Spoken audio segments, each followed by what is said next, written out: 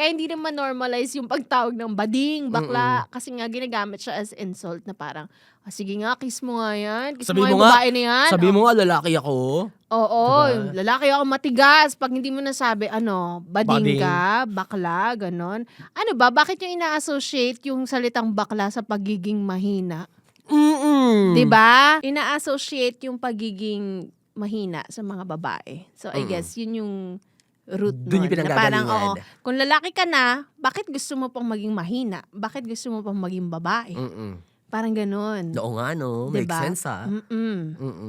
Kasi, for the longest time, ang perception ng mga tao sa mga merlat ay dapat, dyan lang. Oo, mahina ka. Weak ka lang, dyan ka Oo, lang. Hindi sa mo bahay kaya, ka hindi lang. mo kaya ang mga ginagawa namin. So, as someone na pinili ang maging babae, so parang, dahil pinili mo maging bakla, belong ka na sa mga babae, mahina ka na rin.